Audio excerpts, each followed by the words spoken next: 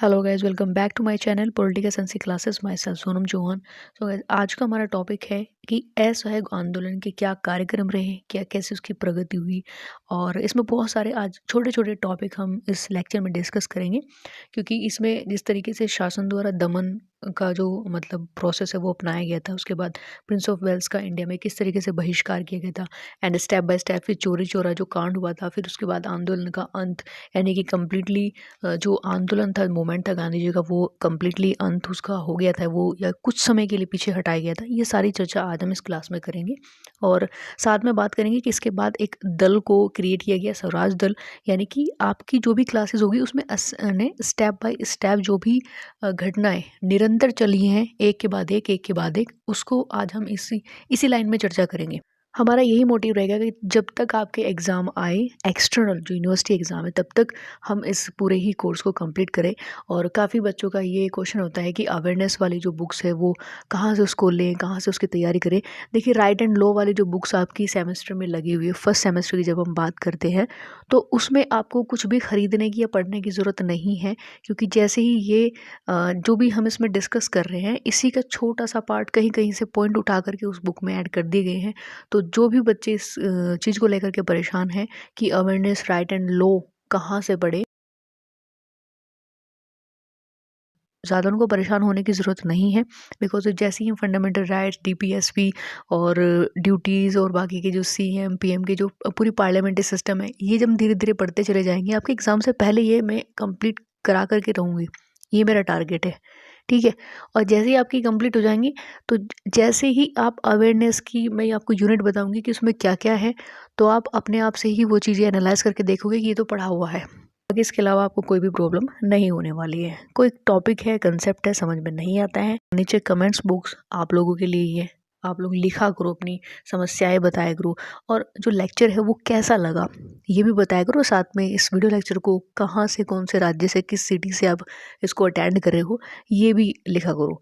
तो चलिए स्टार्ट करते हैं। और पहली बार अगर चैनल पर नए आए हैं तो नीचे सब्सक्रिप्शन का बटन है, ज़रा उसको क्लिक करें, बेल आइकन को प्रेस करें, ताकि हर एक वीडियो का, हर एक अपडेट का जो नोटिफिकेशन है वो आप तक पहुंच जाए।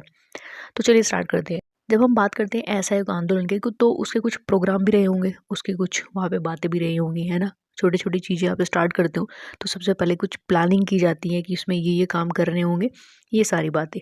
तो असहयोग आंदोलन का जो उद्देश्य था वो यह था कि ब्रिटिश भारत की जो राजनीतिक, सामाजिक और आर्थिक जो संस्था है, उन सब का बहिष्कार कर दिया जाए, उन सब का बॉयकॉट कर दिया जाए, और इसी तरीके से सरकार की मशीनरी को बिल्कुल ठप कर दिया जाए। यानी कि जो भी उनका एक्टिविटी है, जो भी उनका प्रोसेस है ब्रिटिश गवर्नमेंट का, उसको पूरी तरीके से फिनिश कर दिया जाए, स्पॉइल कर दिया जाए। और जो भी मूवमेंट हुए, उनकी प्रेजेंटिंग, उनका जो प्रस्ताव था उसके अकॉर्डिंग कुछ प्रोग्राम बनाएंगे, कुछ बातें रखी गई जो उसमें हम वन बाय वन करके डिस्कस करेंगे। ये था कि सरकारी वैधानिक और अवैधानिक पदों पर उपाधियों का त्याग, यानी कि जितनी भी गवर्नमेंट जो पोस्ट वहाँ पे भारतीयों को मिली हुई थी, तो उसमें पहली बात तो ये थी कि वो उन उपाधियों को, उन पोस्ट को त्याग देंगे। दूसरा था सरकारी और अर्ध सरकारी स्कूल और कॉलेजों का बहिष्कार, यानी कि जो गवर्नमेंट है, यानी कि जो ब्रिटिश द्वारा बनाए गए गवर्नमेंट कॉलेज हैं, स्कूल्स हैं, या फिर जिनमें गवर्नमेंट का, यानी कि ब्रिटिश गवर्नमेंट का कुछ ना कुछ कंट्रीब्यूशन है उनको स्कूल कॉलेज में, इंस्टीट्यूशन में, एजुकेशंस में, उनको पूरी तरीके से बॉयकट करना, और अपने लेवल पर अपने खुद के स्वदेशी जो स्कूल्स हैं, कॉलेज हैं, उनमें एडमिशन के लिए लोगों को प्रोत्साहित करना। फिर नेक्स्ट है कि 1919 के अधिनियम के अंतर्गत होने वाले चुनाव का बहिष्कार करना। बिकॉज ऑफ 1919 के जितने भी चुनाव उन्होंने रखे थे, जो भी उनका प्रोसेस था इलेक्शन का, वो प्रॉपर रूप से एक सांप्रदायिक निर्वाचन प्रणाली या भेदभाव की नीति को वो वहाँ पे दर्शाता था। या यूँ कहे कि एक तरीके से वो था कि फूट डालने वाली जो एक्टिविटी थी वो उसमें नज़र आ रही थी। तो कहीं ना कहीं ये भी चीज़ें उन्होंने इसका भी बहिष्कार करने के लिए रखा इसमें। फिर नेक्स्ट है कि सरकारी अदालतों का बहिष्कार, यानी कि जितनी भी गवर्नमेंट कोर्ट थी उनको पूरी तरीके से स्पॉइल किया जाए, उनको बॉयकट किया जाए। अब यहाँ पर सरकारी शब्द हम जब तक ब्रिटिश शासन के बारे में पढ़ेंगे, और जब तक ये वर्ड आप सरकारी या गवर्नमेंट वर्ड यूज़ करेंगे, तो ये गवर्नमेंट वर्ड क्या होता है, ये ब्रिटिश शासन के लिए ही यूज़ किया जाता है, ठीक है। और फिर नेक्स्ट था कि विदेशी माल का बहिष्कार, यानी कि बाहर से जो भी माल आ रहा है, चाहे वो खाने पीने का हो, चाहे वो पहनने का हो, यानी क्लोथ्स की बात करते हैं, या फिर ड्रिंक की बात करते हैं, शराब की बात करते हैं, तो मोस्टली इन सब चीज़ों का बहिष्कार करना, इन सब चीज़ों का त्याग करना, अपने मतलब जीवन से बिल्कुल उनको अलग कर देना कि ये चीज़ें हम यूज़ नहीं करेंगे। नेक्स्ट है कि सरकारी और अर्ध सरकारी उत्सवों और समारोहों में उपस्थित न होना। यानी कि जितने भी फंक्शन ब्रिटिश सरकार के द्वारा ऑर्गेनाइज कराए जाते थे, जितने भी सेशंस सेमिनार ऑर्गेनाइज कराए जाते थे, तो वहाँ पे इंडियंस को पार्टिसिपेट नहीं करना था, उपस्थित नहीं होना था। और इसके अलावा अगर हम इस आंदोलन में, ये तो थी वो सारी चीज़ें जो नहीं करनी थी इंडियंस की तरफ से, इसीलिए इसको जो मूवमेंट था इसका एक टारगेट यही था कि ये चीज़ें हमें बिल्कुल अपनी लाइफ से निकाल देनी है, इनका बॉयकट करना है, पूरी तरीके से अलग कर देनी है, रिप्लेस कर देनी है। लेकिन उसमें कुछ ऐसी पॉजिटिव चीज़ें थी जो एक्चुअल में इंडियंस को करनी थी उस समय पर। अगर मूवमेंट की बात करते हैं तो वो क्या थी, 5 टाइप की यहाँ पे उन्होंने पॉइंट डिस्क्राइब किए। पहले ये कि राष्ट्रीय स्कूल और कॉलेजों की स्थापना करना, है ना, यानी कि जिस चीज़ को हम ब्रिटिश गवर्नमेंट से अपने आप को उससे अलग कर रहे हैं, उस चीज़ को, उस इंस्टीट्यूशन को, चाहे वो कुछ भी हो सकता है, एजुकेशन हो सकता है, कोई जैसे खुद का स्वदेशी माल हो सकता है, यानी कि अपना खुद का हम यूज़ करेंगे, ब्रिटिश से दी हुई एक भी चीज़ हम यूज़ नहीं करेंगे। तो वो क्या थी, पहले में तो ये था कि अपने नेशनल स्कूल और कॉलेजों में एडमिशन दिलाना, उनको उनकी स्थापना करना, और दूसरा था पारस्परिक विवाद तय करने के लिए निजी पंचायतों का उपयोग करना। यानी कि अगर हमारे खुद के कोई फैमिली मैटर है या फिर कोई गांव का मैटर है, कोई भी ऐसा आर्ग्यूमेंट्स है, उसके लिए हम अपनी खुद की जो हमारी ग्राम पंचायत होगी हम उसको इस्टेब्लिश करेंगे। इस चीज़ के लिए हम ब्रिटिश गवर्नमेंट को मतलब सॉल्यूशन के लिए उनके पास नहीं जाएंगे। नेक्स्ट था कि बड़े पैमाने पर स्वदेशी का प्रचार, यानी कि लोगों को अवेयर करना कि अपने खुद की बनी हुई जो देश की, कि अपने खुद की देश की बनी हुई चीज़ों को वो यूज़ करें, ताकि जब आप अपने खुद की देश की बनी हुई चीज़ों को यूज़ करेंगे तो उसमें सबसे ज़्यादा जो बेनिफिट होगा वो इंडियंस का ही होगा।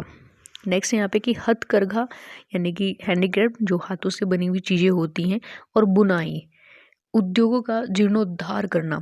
यानी कि जो भी इंडिया में क्या था, स्टार्टिंग में मशीनें नहीं थी, ये तो बाहर से जितने भी ब्रिटिश आए, ये लोग आए, ये इन्होंने मशीनें लगाई, मतलब काम करने के लिए, क्लॉथ्स बनाने के लिए। लेकिन उससे पहले क्या होता था, इंडिया में हाथों से चीज़ें होती थी, हैंडीक्राफ्ट बहुत ज़्यादा माना जाता था, कपड़े बनाए जाते हैं वो भी हाथों से, है ना, चरखा काट कर सूत निकाला जाता था, कॉटन बनाया जाता था, उससे कपड़े बनाए जाते थे।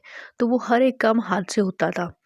तो उसके लिए उसको ज़्यादा ग्रोथ पे लाना, कि जितने भी जो भी हैंडीक्राफ्ट जो स्पेशलिस्ट हैं, जो अपने हाथों से चीज़ें बनाते हैं, उनकी उसमें ग्रो करना, यानी कि उनकी जो भी वो काम करते हैं, चाहे वो मिट्टी के बर्तन बनाने हो, चाहे वो कपड़े बनाने हो, चाहे बाकी अदर्स कोई भी काम करने हो, उनको ग्रो करना था। नेक्स्ट था, और इसका लास्ट पॉइंट था कि अस्पृश्यता का अंत, यानी कि जो अनटचेबिलिटी, जो भेदभाव लोगों के बीच में था, और जो समाज में जो भी व्यवस्था या सोसाइटी में जो भी कंडीशन उस समय देखने को मिलती थी, उसका प्रॉपर रूप से अंत करना। और स्पेशली जो जाति प्रथा थी, या जो भेदभाव था लोगों के बीच में एक जाति को लेकर के, ठीक है, उस चीज़ को वहाँ पे अंत करना था और यूनिटी कायम करनी थी। ये उनका टारगेट रही है असहयोग आंदोलन के। अब नेक्स्ट पॉइंट है कि शासन द्वारा दमन और प्रिंस ऑफ वेल्स का बहिष्कार। दमन का मतलब यही होता है कि किसी चीज़ को बिल्कुल स्पॉइल कर देना, फिनिश कर देना। यानी कि जैसे मूवमेंट होते थे तो ब्रिटिश सरकार उनका दमन करती थी, यानी उनको ख़त्म करने के लिए, उनको समाप्त करने के लिए वो तरह तरह के उपयोग करती थी। अब आंदोलन को आशा से अधिक बढ़ता देखकर सरकार ने क्रूर दमन का आश्रय लिया। अब ब्रिटिश सरकार यही करती थी इंडिया में, जो भी ब्रिटिश शासन था, कि जैसे ही वो उसे लगे कि मूवमेंट बहुत ज़्यादा ग्रो हो रहा है और तुम्हारी शक्ति बहुत ज़्यादा डाउन हो रही है, तो वो दमन चक्र यूज़ करती थी। यानी कि जगह जगह जहाँ भी आंदोलन हो रहे हैं, बस उनको रोकने का काम करती। तो रोकने के लिए वो क्या करती थी, लोगों को अंधाधुंध अरेस्ट करती थी। और धीरे धीरे आप आगे पढ़ेंगे कि काफ़ी सारे, मतलब लाखों की संख्या में उन्होंने अपने जेल में लोगों को अरेस्ट किया, बंदी बना करके रख लिया। और इसी वजह से मैंने कि जो क्राइम कर रहा है वो तो जा ही रहा है, जो मतलब इलीगल काम कर रहा है, बट उसके अलावा भी जो लोग नॉर्मली पोलाइटली कहीं बैठ करके धरना दे रहे हैं या नॉर्मली बहुत ही आराम से मूवमेंट कर रहे हैं, वो उनको भी पकड़ते थे। तो इसी तरीके से वो दमन करते थे पूरा आंदोलन का। अब राजद्रोह सभा अधिनियम का खुलकर प्रयोग किया और आंदोलन के नेताओं को पकड़ना उन्होंने शुरू किया। 4 मार्च 1921 को गुरुद्वारे में कुछ सिख एकत्रित हुए और यह बिल्कुल शांतिमय समुदाय था, यानी कि बहुत ही पीसफुल। उन्होंने यहाँ पे एक सेशन रखा था, छोटा सा एक मीटिंग रखी थी मिलकर के किसी भी चीज़ पर मतलब डिस्कस करने के लिए। लेकिन वहाँ पर भी उन्होंने दावा बोल दिया, वहाँ पर भी ब्रिटिश गवर्नमेंट के द्वारा अटैक किया गया, ठीक है, उसको बंद करने के लिए, जिसमें सरकार के अनुसार वहाँ पे 70 ऐसे लोग थे जिनकी वहाँ पे डेथ हुई थी अप्रोक्सीमेट। 17 नवंबर 1921 को जब प्रिंस ऑफ वेल्स बम्बई उतरे, उस समय भी बम्बई आज मुंबई, ठीक है, नाम में थोड़ा चेंज है। तो उस समय पर जब वो हड़ताल द्वारा उनका स्वागत किया गया और वो जब भी कलकत्ता गए या कहीं भी किसी भी स्थान पर गए, उनका स्वागत पूरी हड़ताल और विरोध प्रदर्शन के द्वारा किया गया था।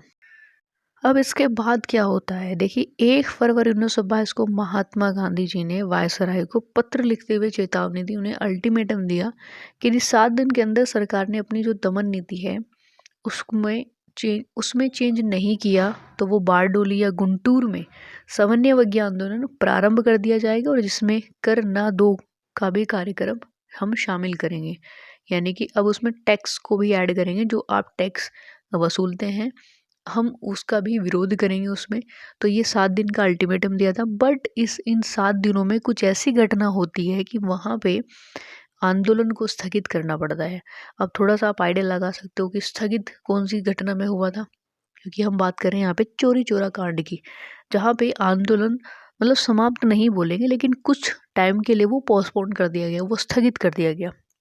7 दिन का समय समाप्त होने से पहले ही, यानी कि वो अल्टीमेटम दिया था 7 दिन का ब्रिटिश गवर्नमेंट को, ब्रिटिश अधिकारियों को, वायसराय को, कि जितनी भी आप दमन चक्र है, जितने भी आप हमारे मूवमेंट को जोर जबरदस्ती करके रोकने की कोशिश कर रहे हैं, आप इसको वापस ले लो, आप इस पर कंट्रोल करो, इसको बंद कर दो। बट वो 7 दिन पूरे नहीं हुए, उससे पहले ही 5 फरवरी 1922 को गोरखपुर जिले के चोरी चोरा नामक ग्राम में पुलिस बल के प्रयोग से जनता ने अग्रेसिव होकर उत्तेजित होकर थाने में आग लगा दी, जिसका परिणाम ये निकला कि थानेदार व 21 सिपाही जलकर वहाँ पे मर गए। और अहिंसावादी गांधी हिंसा के इस क्रूर प्रयोग को सहन वो नहीं कर सके, क्योंकि उन्होंने मूवमेंट एक तरीके से नॉन वायलेंट के आधार पर चलाया था, अहिंसा के आधार पर चलाया था, और वो कभी भी बर्दाश्त नहीं करेंगे कि उनके मूवमेंट में इस तरह की एक्टिविटी हो। तो उन्होंने चित्तरंजन दास, मोतीलाल नेहरू, लाला लाजपत राय, सुभाष चंद्र बोस आदि सभी नेताओं द्वारा मना किए जाने पर भी 11 फरवरी 1922 को आंदोलन स्थगित कर दिया। 10 मार्च 1922 को गांधी जी गिरफ्तार कर लिए गए और 6 वर्ष के कारावास का उनको दंड दे दिया गया। तो यानी कि वो 7 दिन हुए भी नहीं थे, लेकिन उससे पहले इतनी बड़ी घटना हो जाती है जिसकी वजह से उन्हें अपना मूवमेंट कुछ टाइम के लिए पोस्टपोन करना पड़ता है। अब यहाँ पे अगर हम बात करते हैं कि आंदोलन हुआ तो उसकी क्या इम्पोर्टेंस रही होगी, देखिए इसमें पहली इम्पोर्टेंस तो ये कि एक बहुत बड़ा जन आंदोलन बना, यानी कि जनता का इससे जुड़ाव बहुत ज़्यादा था, अटैच हो गई थी जनता से। हर समय कहीं पर भी जाते थे लोग अवेयर थे मूवमेंट से रिलेटेड हर बातों को लेकर के। दूसरा ये था कि साधारण जनता को निर्भीकता प्रदान हुई, यानी कि जो फियर में रहते थे ना कि ब्रिटिश गवर्नमेंट का जो डर था उनके मन में, वो इस आंदोलन में निकल चुका था। और तीसरा ये था कि जो भी उन्होंने क्रिएटिविटी के जो प्रोग्राम अपनाए, जो क्रिएटिविटी वहाँ पे दिखाई, जैसे खादी, चरखा कातना, और जो नेशनल इंस्टीट्यूट है उनको इस्टेब्लिश करना, उनका संचालन करना, विदेशी माल को बॉयकट करना। उसमें देखिए विदेशी माल में कुछ भी हो सकता है, शराब हो सकती हैं, कपड़े हो सकते हैं, खाने पीने की चीज़ें हो सकती हैं, ये सारी चीज़ें उनका बॉयकट करना, ठीक है। और स्वदेशी को अपनाना, यानी कि हर चीज़ में अपने देश की बनी हुई चीज़ों को ही अपनाना। इसके बाद शुरू होता है फिर, यानी कि जब महात्मा गांधी 6 साल के लिए जेल चले गए, और उसके बाद बनता है स्वराज दल। तो फरवरी 1922 में असहयोग आंदोलन के स्थगन के बाद परिवर्तित स्थिति के मूल्यांकन और भविष्य के मार्ग निर्धारण के लिए असहयोग समिति ने देश भर में एक दौरा किया, जिसके आधार पर एक दल को उन्होंने निर्मित किया। यानी कि जो सिचुएशन वहाँ पे थी कि जिस तरीके से मूवमेंट को बीच में ही पोस्टपोन कर दिया गया था, उसके बाद की स्थिति को वो एवोल्यूशन के लिए, जांचने के लिए, एनालाइज करने के लिए उन्होंने पूरे देश भर का दौरा करने का वहाँ पे डिसीजन लिया। इसके बाद समिति के कुछ सदस्यों द्वारा कुछ सिफारिशें प्रस्तुत की गई, और उन सिफारिशों में 1919 के अधिनियम के आधार पर कुछ काउंसिल में एंट्री से संबंधित कुछ ऐसी समितियां थीं जो सदस्यों के तीव्र मतभेद उनके सामने आए, यानी कि वहाँ पे एंट्री की फीस ली जाती थी, या बहुत सारी ऐसे काउंसिल को लेकर के वो चीज़ें सामने आई। तो ये तो था कि स्वराज दल को बनने से पहले कुछ ऐसी एक्टिविटी हुई नहीं कि उन्होंने एनालाइज करने के लिए भारत दौरा किया, वो चीज़ें काफ़ी सारी उन्होंने वहाँ पे देखी कि एक दल की ज़रूरत होती है वहाँ पे। तो जो स्वराज दल है उसकी स्थापना होती है 1 जनवरी 1923 को देशबंधु सी.आर. दास और मोतीलाल नेहरू के द्वारा उसको स्टैब्लिश किया जाता है। वो उसके फाउंडर कहे जाते हैं स्वराज दल के। और इस दल के सिद्धांतों का प्रचार करने के लिए देशव्यापी दौरा प्रारंभ उन्होंने किया, यानी कि ये इस दल से भी लोग अवेयर हों, मेंबरशिप लें, लोग इस दल से जुड़े, तो उसके लिए भी उन्होंने दौरे स्टार्ट कर दिए और उनकी जो लोकप्रियता है वो दिन प्रतिदिन बढ़ती चली गई। यानी सितंबर 1923 में दिल्ली में मौलाना आज़ाद की अध्यक्षता में कांग्रेस का एक विशेष अधिवेशन बुलाया गया। एक अलग पर्टिकुलर एक सेशन बुलाया गया वहाँ पे। और इस अधिवेशन में काउंसिल प्रवेश के समर्थक बिना किसी विशेष कठिनाई के ये प्रस्ताव वहाँ पे स्वीकार करने में वो सफल हो गए कि कांग्रेस के सदस्य आने वाले जो भी नवंबर मास है, यानी कि फरवरी उस समय पे जनवरी है, फिर फरवरी मार्च अप्रैल के बाद में जो नवंबर आएगा, उस नवंबर में होने वाले निर्वाचनों में वो भाग ले सकते हैं। तो ये चीज़ें उसमें रखी गई, जो भी प्रस्ताव था सेशन में, मतलब सेशन रखा गया, उसमें वो प्रस्ताव रखा गया और वो एक्सेप्टेबल भी था। अब बात करते हैं कि जो ये दल बना, अब इसके कुछ टारगेट भी रहे होंगे।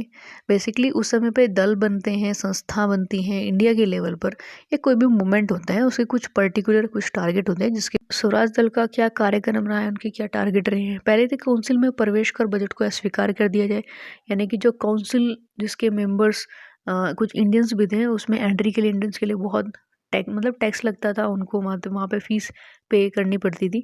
उस चीज़ को लेकर के उन्होंने ये बात रखी कि काउंसिल में प्रवेश कर बजट को अस्वीकार किया जाए। दूसरा था कि नौकरशाही को शक्तिशाली बनाने के लिए सरकार के प्रस्ताव का विरोध किया जाए, यानी कि जो ब्यूरोक्रेसी है उसको बहुत ज़्यादा पावरफुल बनाने वाले जो भी सरकार के प्रस्ताव है उनका हम विरोध करेंगे, या विरोध करना हमें इसमें चाहिए। क्योंकि ब्यूरोक्रेसी कहीं पर भी इंडियंस के लिए सही नहीं थी ब्रिटिश के पर्पज से, क्योंकि ब्रिटिश की ब्यूरोक्रेसी कहीं तक भी इंडियंस के लिए सही नहीं थी। तीसरा था कि काउंसिल में उन प्रस्ताव, योजनाओं और विधेयकों को प्रस्तुत करना, यानी कि कुछ प्रेजेंटेशन थी, कुछ प्लानिंग थी, कुछ ऐसे बिल्स थे जो आगे कानून बनाने के लिए था, उनको प्रेजेंट करना जिनके द्वारा राष्ट्र की शक्ति में वृद्धि हो सके। तो ये सारी चीज़ें उन्होंने वहाँ पे रखी और वो सफल हो सकते थे, और राष्ट्र जो सरकार के कार्यों में वो नहीं। तो ये सारी चीज़ें रखी, और उन सभी पदों का अधिकार वो प्राप्त करना चाहते थे जो एक काउंसिल के सदस्य होने के नाते उनको मिलना चाहिए।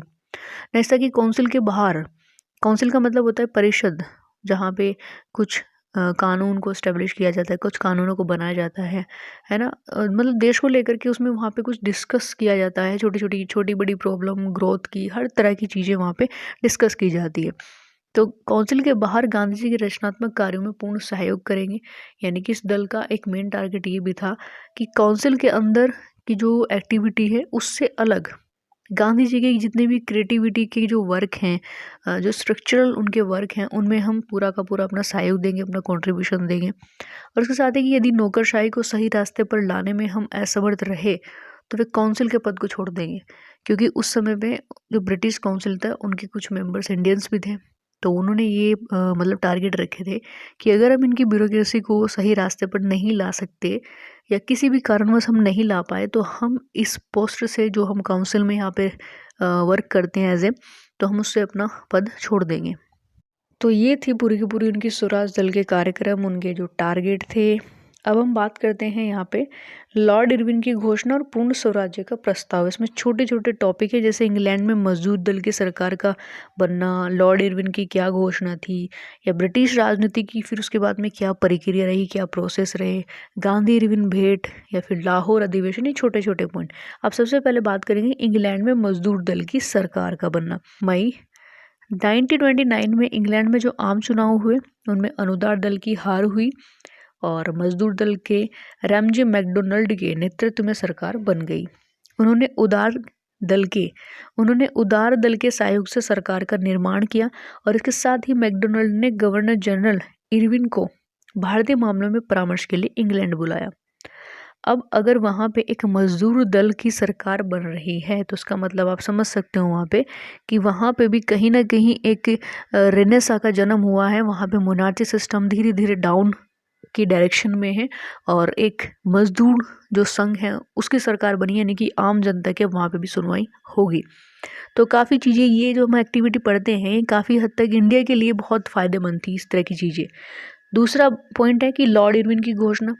अब इंग्लैंड से लौटकर लॉर्ड इरविन ने 31 अक्टूबर 1929 ने 1929 को घोषणा की कि ब्रिटिश सरकार ने मुझे है घोषित करने का अधिकार दिया है कि 1917 की घोषणा में यह बात अंतर्निहित यानी कि लिखी हुई है कि भारत को अंत में औपनिवेशिक स्वराज्य प्रदान किया जाएगा। उन्होंने यह भी कहा कि साइमन कमीशन की रिपोर्ट प्रकाशित होने के बाद शीघ्र ही ब्रिटिश सरकार एक गोलमेज सम्मेलन बुलाएगी जिसमें ब्रिटिश भारत और देशी रियासतों के प्रतिनिधि ब्रिटिश सरकार से मिलेंगे और भारत के लिए नवीन संविधान के सिद्धांतों पर विचार करेंगे। ये वो घोषणा थी, ये सारी चीज़ें कही गई। पर ये जो घोषणा इन्होंने यहाँ पे की थी, आने वाले समय में ये कितनी ज़्यादा एग्जिस्ट करती हैं, ये लेक्चर में आपको यहाँ पे डिफाइन हम करते चलेंगे, क्योंकि उनकी पहली बातें फिर एकदम से पलटवार, ये सारी एक्टिविटी आप यहाँ पे देखने को मिलती है ब्रिटिश शासन में। अब यहाँ पे बात करते हैं गांधी इरविन भेंट। भाई ऐसी स्थिति में 23 दिसंबर 1929 यानी कि 1929 को गांधी जी ने लॉर्ड इरविन से भेंट की। भेंट का मतलब होता है वो उनसे मीटिंग की, उनसे मिले और यह जानना चाहा कि क्या सरकार लंदन में गवर्नमेंट परिषद भारत के लिए औपनिवेशिक स्वराज्य के आधार पर निर्माण करने के लिए बुला रही है। मतलब उन्होंने क्वेश्चन किया कि क्या सच में तुम लोग जो भी गोलमेज काउंसिल क्रिएट कर रहे हो, क्या वो हम इंडियंस के लिए कर रहे हो, हमारे औपनिवेशिक स्वराज्य को प्राप्त कराने के लिए कर रहे हो। तो वायसराय गांधी जी का एक ऐसा आश्वासन नहीं दे सके, यानी कि जो वायसराय थे वो उन्हें प्रॉपर रूप से ये नहीं बता सके कि सच में ये आप ही के लिए हो रहा है। कहीं ना कहीं कन्फ्यूजन तो था ही उसमें। अब लास्ट पॉइंट को हम डिस्कस करेंगे 1929 का लाहौर अधिवेशन और पूर्ण स्वाधीनता का वहाँ पे प्रस्ताव का रखा जाना। देखिए ब्रिटिश सरकार के दृष्टिकोण से भारतीय नेताओं को ये निश्चय हो गया कि ब्रिटिश सरकार उस समय तक स्वराज नहीं देगी, हमारा जो इंडिपेंडेंस है, हमारा जो सेल्फ गवर्नमेंट है वो हमें तब तक नहीं देगी जब तक कि इसके लिए वो मजबूत ना हो जाए। अतः भारी शोक और निराशा के वातावरण में पंडित जवाहरलाल नेहरू की अध्यक्षता में दिसंबर 1929 को लाहौर में कांग्रेस का अधिवेशन आरंभ हुआ और अधिवेशन में 31 दिसंबर की रात्रि को 12 बजे रावी नदी के तट पर भारत का तिरंगा झंडा फहराकर पूर्ण स्वाधीनता का प्रस्ताव पास किया और प्रतिवर्ष 26 जनवरी का दिन स्वाधीनता दिवस के रूप में मनाने का निश्चय किया। ये डिसाइड तो 1929 को ही हो चुका था, जबकि हम इंडिपेंडेंसी के बाद में हमारा जो भी गणतंत्र दिवस मनाया जाता है, रिपब्लिक डे, वो हम 1950 से मनाते आ रहे हैं।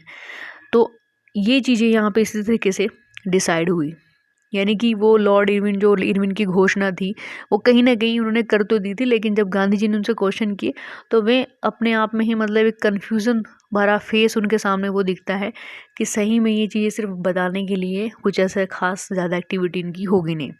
तो तब जाकर के इन्होंने अपनी घोषणा कर दी कि हम अपना जो भी स्वराज्य है हम खुद लेकर रहेंगे, हम खुद ही उसको स्टैब्लिश करेंगे और उसके लिए हमें बहुत एफर्ट करने पड़ेंगे। तो यहाँ तक की बातें अगर आपको समझ में आई हैं तो नीचे कमेंट्स में लिख करके ज़रूर बताना, लाइक करना, शेयर करना। बाकी कुछ भी ऐसी दिक्कत है, कोई भी प्रॉब्लम है, कंसेप्ट क्लियर नहीं है तो कमेंट्स आप ही लोगों के लिए है। स्टूडेंट हैं तो क्वेश्चन करना ना भूले, क्वेश्चन ज़रूर करें, क्योंकि जब तक स्टूडेंट क्वेश्चन नहीं करेगा तब तक उसकी अवेयरनेस नहीं बढ़ेगी। क्वेश्चन करना स्टूडेंट का एक अधिकार होता है कि वो टीचर से क्वेश्चन करता रहे स्टडी के मटेरियल से रिलेटेड। बाकी वीडियो लेक्चर पसंद आए तो लाइक कर ही देना, शेयर कर देना, और अगर चैनल पर नए हैं, पहली बार अटेंड कर रहे हैं तो नीचे बेल आइकन को प्रेस करके सब्सक्राइब कर लेना ताकि हर एक वीडियो का नोटिफिकेशन आप तक पहुंचता रहे। बाकी मिलते हैं नेक्स्ट क्लासेस में। Thank you. जय हिंद, जय भारत।